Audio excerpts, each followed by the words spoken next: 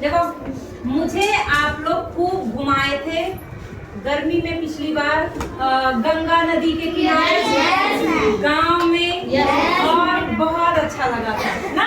हम जब साथ में घूमे थे बहुत, और एक बार जब यहाँ बाढ़ का समय था हम लोग उसमें भी जाते थे। आप लोग हमें अपने गांव में यहाँ पे खूब घुमाए हो और मुझे तो बहुत मजा आया। आज हम लोग आपको यूपी लेके चलते हैं। चलोगे घूमने? यूपी चलोगे घूमने? अच्छा, तो बताओ कहाँ घूमना पसंद करोगे? प्रयागराज चले? प्रयागराज चले घूमने? चलो प्रयागराज का चलते हैं। चलिए, अच्छा चलते हैं, ठीक है। अब ये बताओ कि आप लोग ट्रेन से चलना पसंद करोगे या बस से चलना पसंद?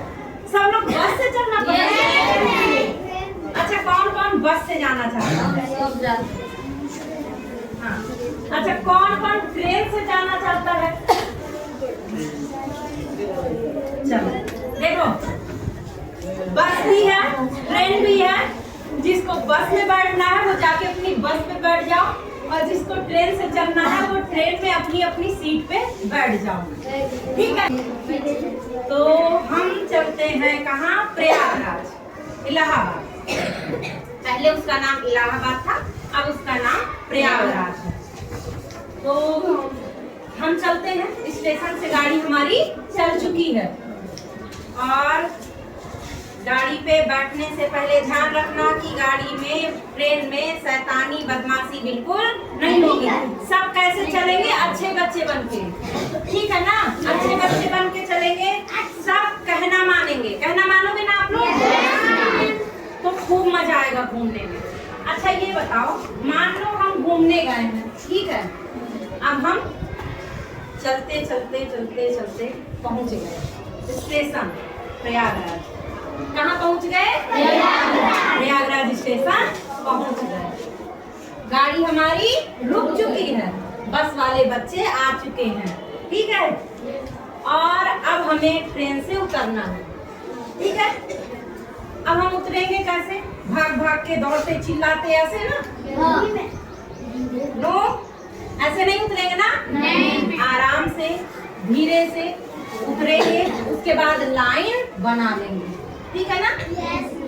आराम से अपने सामान को उठाते हुए, कि तुरंत भागने लगेंगे नहीं ना, एकदम अच्छे बच्चे की तरह आराम से उतरेंगे। जिधर हमारी मैडम जा रही हैं उधर लोग चलेंगे, और अच्छे बच्चे की तरह सब, क्योंकि हमारी संख्या ज्यादा है ना। अगर एक दो लोग या परिवार के लोग या कम लोग होते हैं तो हमें मतलब उतना लाइन बनाने की या जरूरत नहीं होती है, हम हाथ पकड़ के चले जाते हैं। लेकिन हमारी संख्या क्या है? ज्यादा है ना, तो हम क्या करेंगे? इसके लिए लाइन बना लेंगे, ठीक है। अब इस स्टेशन से हम चलते हैं प्रयागराज संगम, त्रिवेणी संगम। संगम का, उस स्थान का नाम संगम क्यों है? क्योंकि वहाँ पे 3 नदियों का मिलन होगा, ठीक है ना। 3 नदियाँ एक में मिलती हैं, इसलिए उसे संगम कहा जाता है, त्रिवेणी संगम, ठीक है। अब हम यहाँ से स्टेशन से दूर है, संगम जो है स्टेशन से क्या है? दूर। अब हम बस से जाएंगे कहाँ? संगम।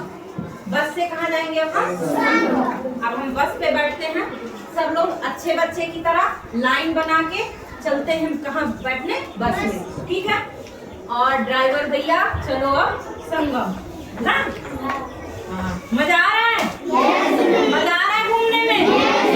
हाँ। उसके बाद अब हम आ गए संगम। सब बच्चे कैसे उतर जाएंगे?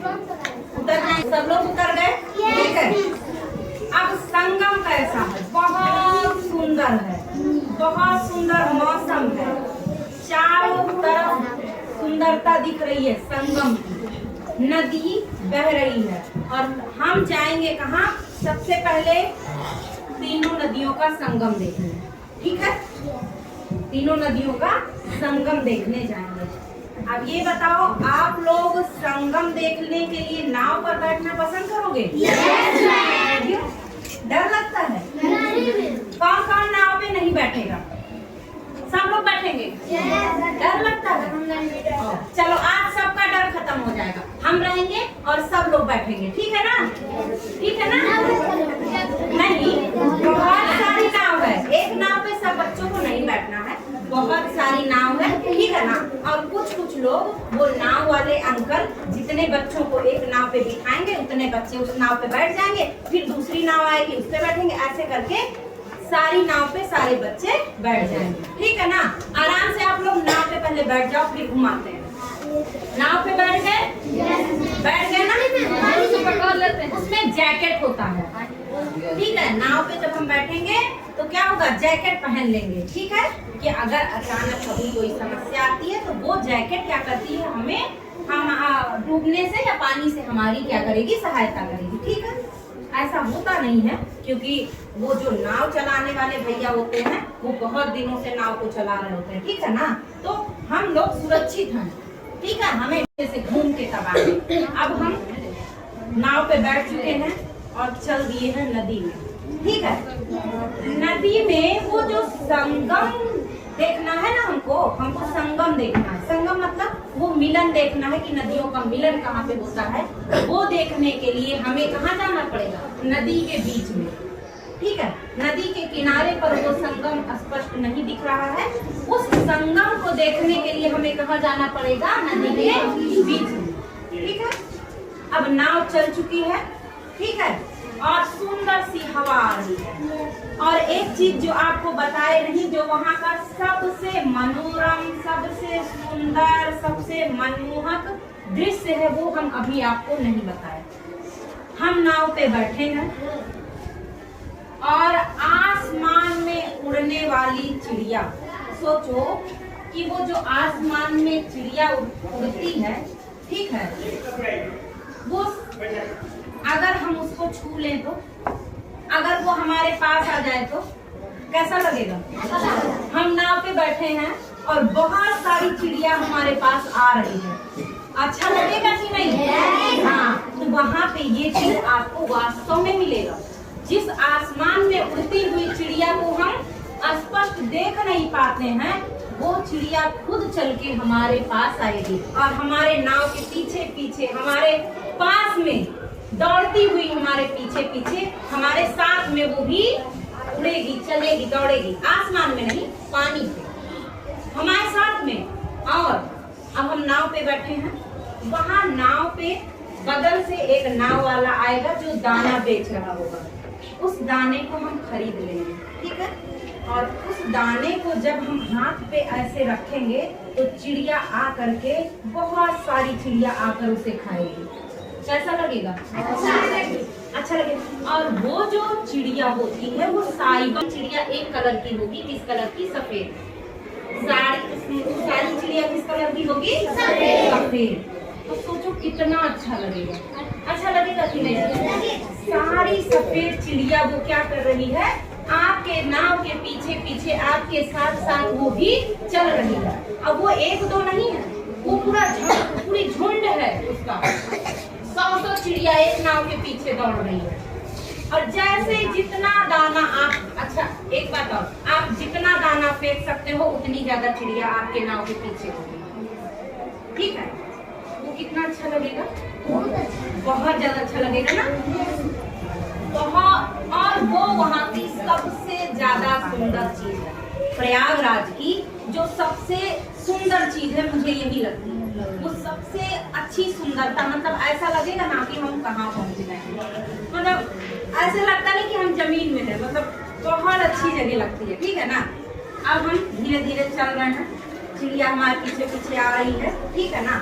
और उधर से सूरज की रोशनी, शाम का टाइम है, सूरज ढल रहा है, और सुंदर लगेगा ना? अब हम धीरे धीरे कहाँ पहुँच गए? संगम। संगम पहुँचे। अब हम पहचानेंगे कैसे कि संगम है? कैसे पहचानेंगे? वहाँ पर हमें 2 कलर में उसका जल स्पष्ट दिखाई देगा। एक थोड़ा सा नीले कलर को लिए रहेगा, एक जल का कलर कैसा रहेगा? हल्का नीला। और दूसरे जल का कलर कैसे रहेगा? सफेद।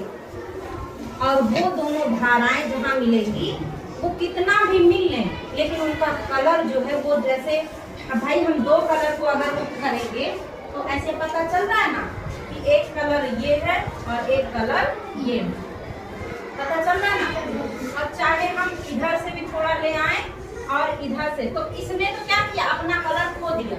इसने क्या किया, अपना कलर खो दिया ना जब इधर आएगा। लेकिन वो नदियां अपना कलर नहीं खोती हैं। जहाँ से वो, वहाँ पे गंगा, यमुना और सरस्वती 3 नदियों का मिलन होता है, जिसमें गंगा का कलर आपको सफेद दिखेगा, श्वेत दिखेगा, यमुना का कलर आपको नीला दिखेगा, और सरस्वती को कहा जाता है कि वो विलीन हो चुकी है, वो वहाँ पे हमें स्पष्ट दिखाई नहीं देती है, लेकिन वहाँ पे 3 नदियों का मिलन माना गया है। कौन कौन?